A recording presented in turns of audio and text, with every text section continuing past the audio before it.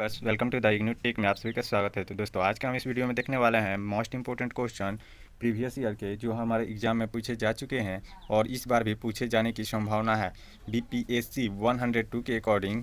तो आइए हम देखते हैं क्वेश्चन क्या कह रहा है। दोस्तों तो क्वेश्चन है स्वराज पर गांधी जी के विचारों की विवेचना कीजिए, इस प्रकार से प्रश्न है। दोस्तों तो वीडियो स्टार्ट करने से पहले आप सबसे एक छोटी सी रिक्वेस्ट है, यदि आप हमारे चैनल पर नए हैं तो हमारे चैनल को सब्सक्राइब कर लीजिए तथा साथ ही पीडीएफ प्रोग्राम के लिए टेलीग्राम चैनल से जुड़ जाइए द इग्नू टेक। क्वेश्चन है स्वराज पर गांधी जी के विचारों की विवेचना कीजिए। इसको हम उत्तर में कैसे लिखेंगे आइए हम देखते हैं।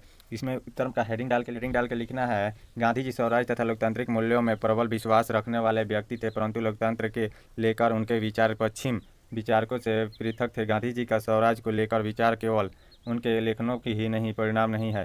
गांधी जी के निधन के बाद गांधीवादी कार्यकर्ताओं एवं विद्वानों ने इस धारणा को अत्यधिक फैलाया है। विशेष रूप से स्वतंत्रता के बाद गांधी वास्तव में भारत के ग्रामीण अंचलों में रहने वाले लोगों का स्वराज चाहते थे। उनका मानना था कि भारत की आत्मा के उसके गांव में बसती है। वे सत्ता का प्रवाह नीचे से चाहते थे। वे भारत में वास्तविक लोकतंत्र चाहते थे। उन्होंने कहा था कि वास्तविक लोकतंत्र केंद्र में बैठे 20 लोगों द्वारा नहीं चलाई जा सकती, वह नीचे से गांव के प्रत्येक व्यक्ति द्वारा चलाई जानी चाहिए।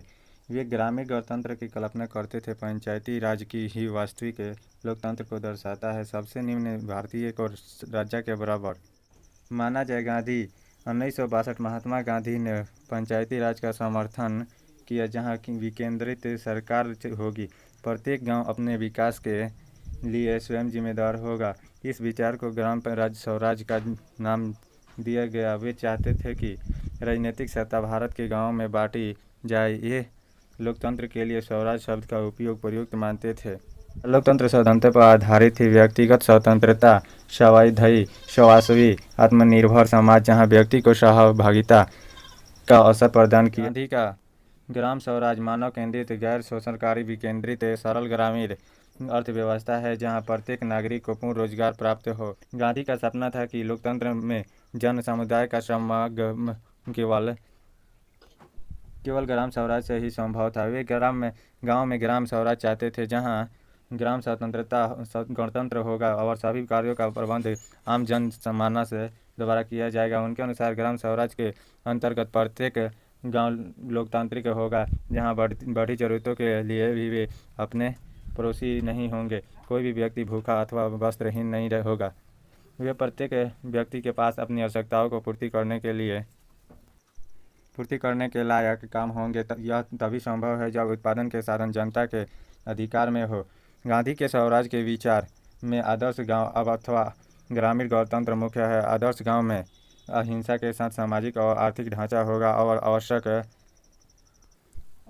वस्तुओं का उत्पादन लघु तथा कुटीर उद्योग द्वारा किया जाएगा। इसका अर्थ यह है कि उत्पादन के साधन का विविधीकरण किए बगैर आदर्श गांव का निर्माण संभव है। अन्य शब्दों में विविधीकरण आर्थिक ढांचे के लिए आदर्श गांव आवश्यक है। गांधी 1958 गांधी के आदर्श गांव की परिकल्पना में राजनीतिक ढांचा आर्थिक ढांचे के बिना संभव नहीं है। मेरे आदर्श गांव में बुद्धिमान लोग होंगे।